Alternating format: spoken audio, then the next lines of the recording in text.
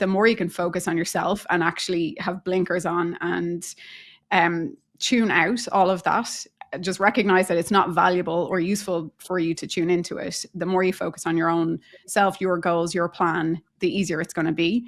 And one thing that I find particularly with traders and FOMO is that... Hello, my name is Andrew Aziz, the author of How to Day Trade for a Living. Welcome to my channel.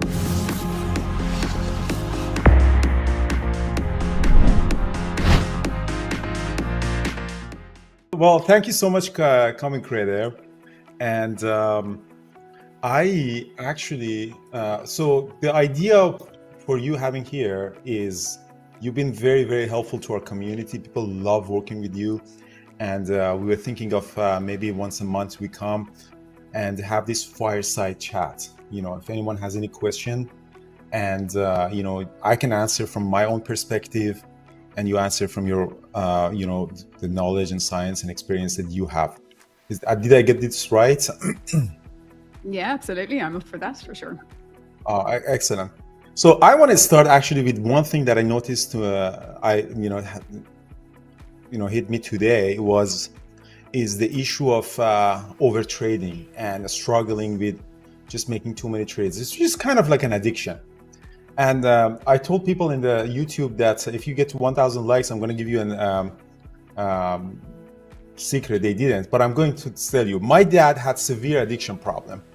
So in Iran, it was opioid. So he was, you know, smoking a lot of opioid. I don't think he had access to street drugs and stuff. So, but he was everywhere. So I have also, you know, addictive personality. Like, you know, I can see it in myself, like in the way that I party, the way that I, you know, drugs.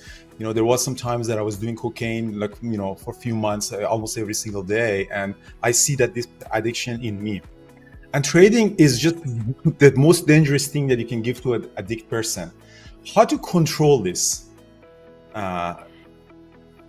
What's your thoughts? How we could, yeah. It's a super question, and it is one of the biggest challenges that traders face. I think, like, it's one of the most common ones that comes up again and again. And it's interesting that you're, you know, saying that about the addiction side of it, because there's different reasons why people do it. So sometimes it comes from deep subconscious beliefs, and then sometimes it is down to brain chemistry and how you're wired. So there is an addictive element to trading. You do get a dopamine hit. So there's actual, like, your brain chemistry is activated when you put on a trade, and it gives your brain a reward, and that reinforces the behavior. So even speaking about cocaine, the same neural pathways are activated when you put on a trade as when you take cocaine, as when you tick off a to-do list. It's like your motivation center of your brain. So you're right to say that there is an element of being wired to like the rush and the adrenaline of it. You know, that's one reason why people overtrade, and then there's other reasons as well. But one of the really useful techniques that you can use if you want to try and address that is to actually, one, ask yourself, can you get that buzz elsewhere out of trading? And even as I say this, I'm thinking, well, climbing Mount Everest is probably a way to get that buzz. So I'm not sure if this one will work for you, because you're already ticking that box. Everest.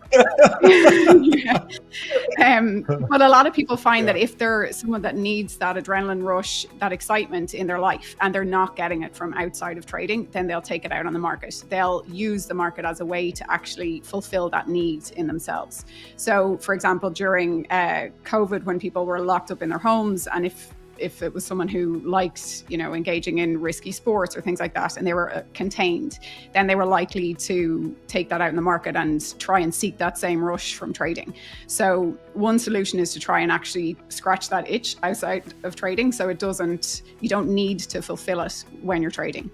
But then another really useful thing that you can do, which, and I can't claim credit for this is based on Steve Peters' chimp paradox, if anyone wants to look into that more, but basically to think about the monkey mind. And so if you imagine, like, there's a part of your mind that's like a monkey that is looking to just impulsively put on trades, and, you know, it has needs, and it doesn't care about your trading plan, and it doesn't care about logic, and it's just itching to get into the market. And then there's your logical brain that, you know, knows about your trading plan, wants to stick to your rules.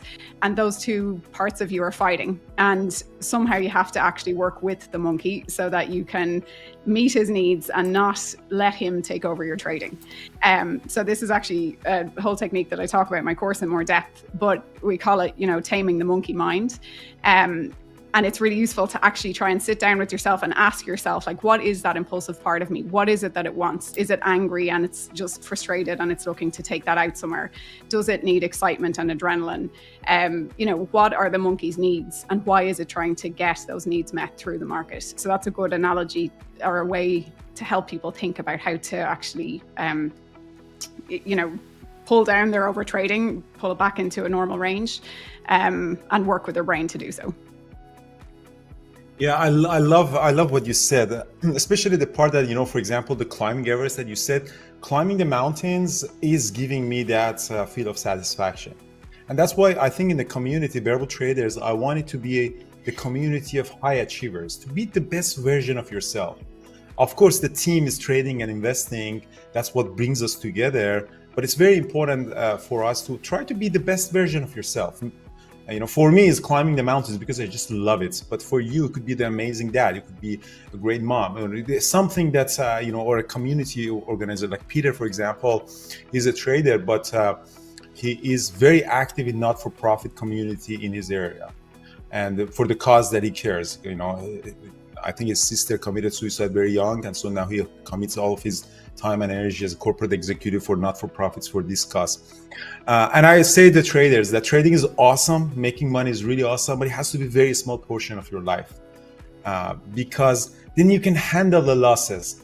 Like, okay, fuck it, $500 loss. Okay, I still have something to go back in there.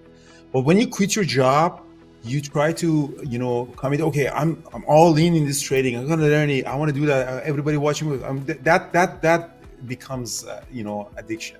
But everybody can walk away from a loss and say, okay, fuck it, I'll go back to my life and everything. Sorry for swearing, but I want it to be like a real thing. That's what I believe. Let me ask questions. Go ahead, Creative. Yeah.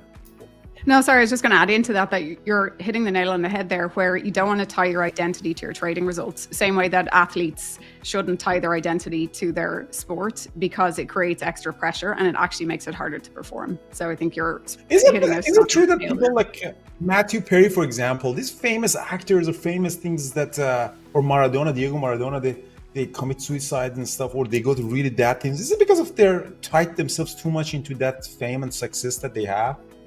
It is a huge problem. So I used to actually, in another existence, work with elite athletes on their transition out of sport.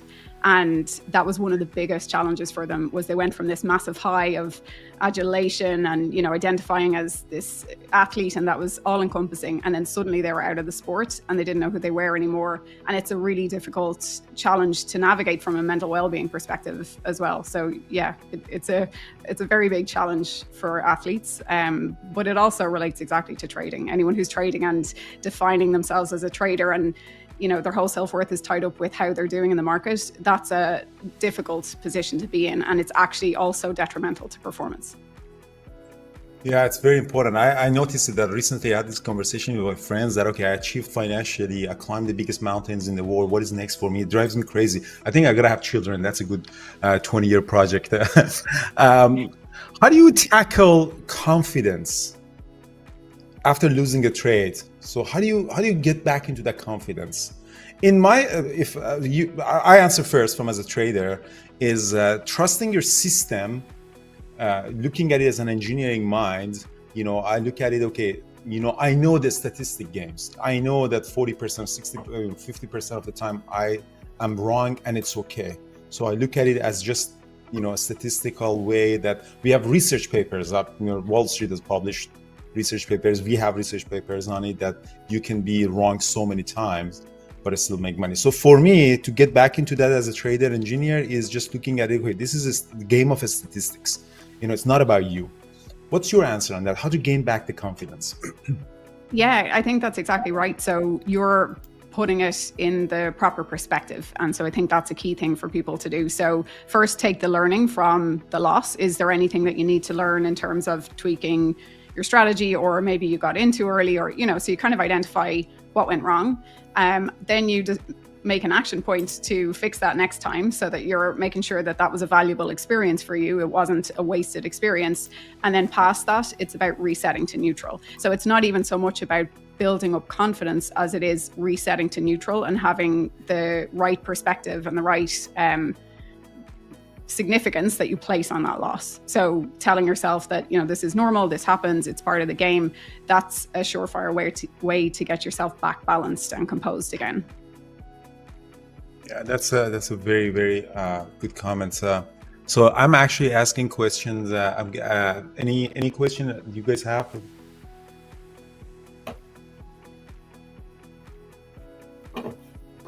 Here's another thing is that I think it's the question is, I think it's very normal in human that you take the profit early, but you don't accept the loss. It's just a very normal behavior that we all had.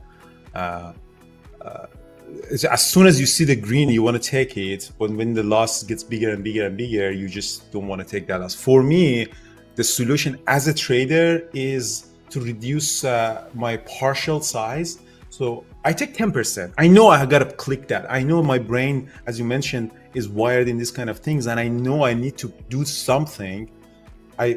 So I reduce the partial. So I actually take only 5 to 10% of my position. So I wait until the profit comes to me. But my stop loss doesn't have partial. It's all out. So when I press the stop loss, it's all out. But my profit is partial, and I reduce the partial over time. Like when my book originally was 50% partial and then another 50%. Now that after 10 years as a new trader, I'm actually partialing at 10%. I was thinking of even switching it to 5% of my remaining position. What's your comments on that? And again, the question is how to wait, let the winners run, and accept the losses quickly. So for dealing with any trading psychology challenge, there's usually like a surface level practical fix to put in place, and then there's a deeper level fix to look at. So what you're talking about there is a really good practical solution. You're tweaking your plan, you're taking account of that tendency, and you're creating a technique or a set of trading rules that accounts for it. If you want to look at that on the deepest level so that you don't even feel the need to jump out early, or so that you do stop at the stop loss, then it's worth looking at subconscious programming. So that's a huge part of what I do with traders, is looking at how the subconscious mind, which rules 95% of your behavior, how that's impacting your trading. And in the case of jumping out of a trade too soon, or even staying in the losing trade, it's often to do with either a scarcity money mindset. So someone at a deep core level believes that they don't have enough money, and they can never have enough money. It's scarce. You have to hold on to every dollar. Or it's coming from equating their self-worth with their trading results. So they're putting so much focus on the outcome, the profit and the P&L, that it's stopping them from actually executing their plan. So there's actually, I have a recording, like an affirmation script for traders, that's on YouTube, that's free, that helps to rewire your subconscious mind for trading success. So it actually accounts for those different challenges. So if people want a really quick way of doing that, that's a resource you can listen to every day to help rewire it at a deep level. That's so I love that. I know Peter mentioned that multiple times. I'm actually putting it into the chat room again for the link to the YouTube channel for Credit. It's really good stuff in there. It's very, very, very important to have that. I actually really like that. So looking back at questions, another thing is that I'm getting asked a lot that people, when they want to scale up, like they make money $50 a day, $100 a day, and then when it comes to $1,000 a day or 1,000 loss per day, then it's a completely different game. And they are looking forward to find a solution that how we actually deal with that kind of thing. It's the same thing. It's the same entry and exit, but they just can't handle it. I think from my perspective is you gotta be, over time you build this confidence within yourself that you can accept this number. It's not and it still is a big number. Like I have a lot of money, but the $1,000 loss, $1,000 still is a lot of money for me. It's just psychologically or anything that. But I think over time you build that confidence as a trader. One moment that I really lost my confidence as a trader was in 2022 when I had the $2 million loss on TNA. That I couldn't believe that I had that. It was a big portion of my wealth. That's one thing. But beside that, I lost my confidence as a trader. And that was very moment that I really cried on that day. I said, what, but over time, recovering from that loss as well made me that, okay, Andrew, if you don't go crazy, you can recover from these losses. And, as you go up, you have the confidence within you to handle big loss and big gains. What's your perspective on that? Yeah, I definitely agree with that. So what you're talking about there is your psychology and your resilience is strong enough to withstand them now. So that's how you're able to keep your confidence high. I think the mistake that sometimes people make is they try to jump too quickly. So obviously, as you scale up, the pressure increases. And then when the pressure increases, if your psychology skills don't increase at the same rate, then you're left with a gap, and that's when trouble happens. So what I always suggest to people is that you do it really systematically. So you set a plan, like a strategic plan for how you're going to scale up in terms of, I'm going to trade X many more contracts. You set out a whole plan, but you actually create milestones for yourself. So you allow yourself to progress based on how you hit your discipline goals, as opposed to hitting P&L goals or time. So sometimes people say in 6 months' time, I want to scale up to be trading X amount of contracts or whatever. And that's actually not the way to approach it, because that just because 6 months has passed doesn't mean that your psychology has now jumped to the same level. So if you take it in this kind of phased approach to scaling up, and then you also work on your psychology at each juncture, then you're likely to not have that catastrophic increase in pressure that causes all the problems in your performance. So it's like a slow and steady approach, but where you actually plan for the milestones you have to hit in order to be allowed to scale up again. So I actually talk about that in depth as well on YouTube, but that's kind of the gist of it. But it's exactly what you're saying about building up your confidence and your psychological skills to be able to withstand that level of pressure. I like that. You got to get into that league. And again, goes back into one of the early discussions that we had, that if you go all in trading right away, you're just not ready for it mentally. Maybe like your account size is ready. Mentally, you're not ready. You got to go through that process. So to build that character, to go through the big losses and big gains. And the key is don't go all in on trading and life and financially and socially. Like have something else on the side, have the business. And a lot of people, I'm a big advocate of having something on the side and trading, just to be on the side and have a really big career and everything like that.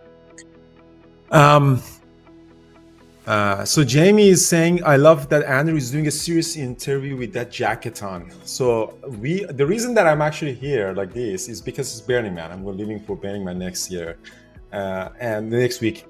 And I came to this conclusion that I don't take life too seriously.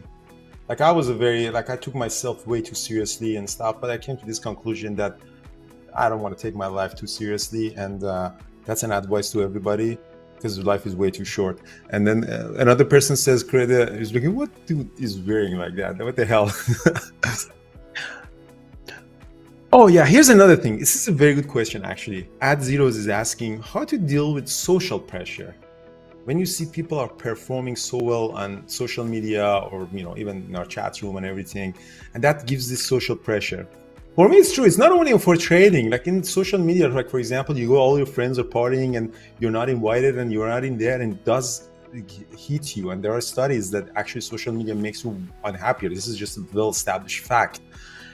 In trading as well, you see all the people are putting all these profits and everything. Even myself, like in YouTube, I'm super flashy and stuff. I put more gains than losses. For me, to dealing with that is, first of all, don't take yourself too seriously. That's a very good advice in life. Plus, know that people usually post good stuff. People don't post the negative stuff. So, and just establish this fact in your mind that in financially and socially, people put the good moments, but the bad moments nobody shares. And nobody goes into Instagram, put moments that they're breaking up with their, partner or anything. What's your thought on that? How to not have this FOMO? Yeah, I definitely agree with that. I think that it's not all truth. So I think there's a lot of lies on social media where people are presenting the best version of themselves or the wins. It even happens in entrepreneurship. I see that with, online coaches, and they're posting all their wins, and then 6 months later they'll talk about this terrible time in sales that happened 6 months ago, and at the time they were posting a lot of positive stuff. So I would say that the more you can focus on yourself and actually have blinkers on and tune out all of that, just recognize that it's not valuable or useful for you to tune into it. The more you focus on your own self, your goals, your plan, the easier it's going to be.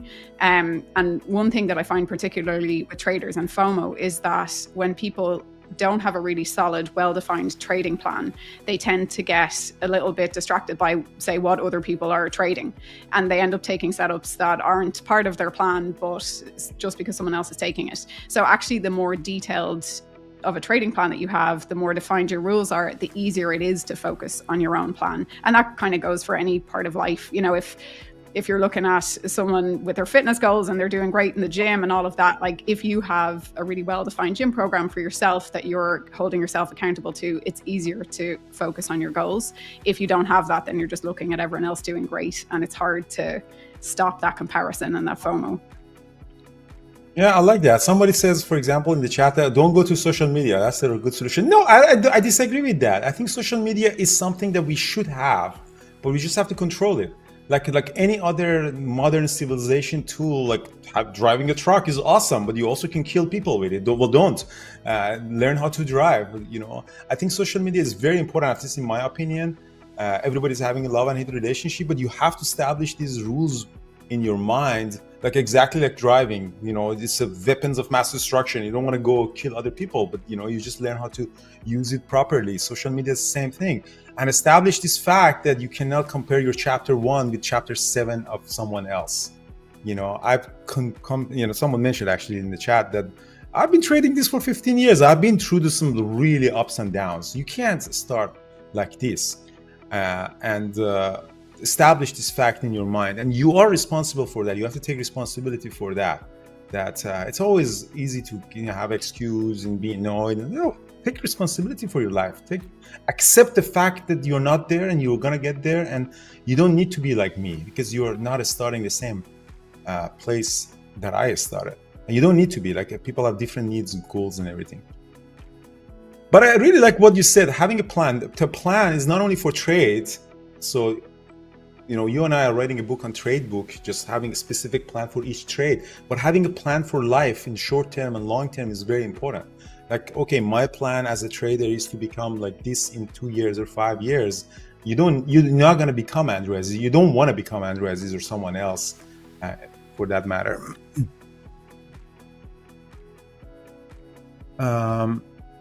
Let me see. So somebody's asking, like, do you encourage any meditation exercise? I think the affirmation that you have on your YouTube channel is a very good one. Yeah, I think that's probably the most popular of all those resources. The affirmation one is great, but I do actually use, meditation as well, mindfulness meditation, progressive muscle relaxation, confidence visualization. So I have loads of different meditations for traders as well. Some of them are on YouTube free, some of them are within my paid course. But I think that part of trading psychology is something that's so useful and that people get a lot of value out of it. Even if you're not someone that normally engages in meditation, if you use meditations that are specific to help you with your trading, it can really make a difference. So I definitely am a big advocate of that. So when you have your clients meditation, you actually do meditate together in your sessions? So actually, I have ones that are just for people to listen to. So as part of my course, they're just downloads that they listen to and they're guided meditations. But one of my favorite things to do is to do live guided visualizations with people. So it's really trippy. It's like being in the same dream. So I'll just give you a quick example. I do one where we go and we meet money. So we meet your personification of money to figure out like what your relationship with money is like, and to figure out, how you can kind of optimize that. And it's really trippy. So some of the examples of how money has showed up for people, one person had the villain from Batman, but very specifically from the 1980s version that was on TV as a series, like super specific. Someone else had Mickey Mouse as a dollar, with a dollar body and a Mickey Mouse head. Someone else, money showed up as a horse. And it's like you're bypassing your logical mind to get straight to the root of what your subconscious believes around money. So I really enjoy doing that because it's different every time with each person. That's very nice. Well, sorry, I am just recording a video for my social media because I think that's cool. We do this interview. I have one question about the meditation. Do you do meditation yourself for life? Yeah, mean, I not do. as Yeah, how so often do you do that? I'd love to say I do it every day. I don't. These are my goals. If I was being really disciplined, I would be doing like 10 minutes of deep breathing meditation every day. I'm still struggling to fit that in. But one thing that I do a lot of is these these types of visualizations where I look for answers. They're the ones I use the most. So I'll have a specific question. It could even be about something in my business. It could be about a decision I have to make, and I'll do that type of visualization that I was speaking about to get answers on it. And it's like you're communicating with your intuition or your higher self or whatever you want to call it. And honestly, the insights you get are just insane. Like, they're super helpful. So I find it a really good way to just stop all the overthinking and get straight to actually what I'm feeling and get some really good insights. So I actually genuinely do practice that a lot. No, that's great. And I think meditation is, for me, the pure mindfulness that I got into was climbing the Everest the last 10 hours because you're so exhausted mentally. That I still remember that after 1 year, so exhausted mentally that it's just pure mindfulness stuff for 10, 15 years because you have no energy to think about anything else, life, money, wife, divorce, nothing. You're just by yourself. And you have to repeat it. That's what I noticed, that meditation has to be recurring, because after, when you get busy into the day-to-day life, I'm actually like that. I'm the same DJ that I was. Like, all the bad habits are coming and stuff, but repeating that process is very important, in my opinion. It's like going to the gym.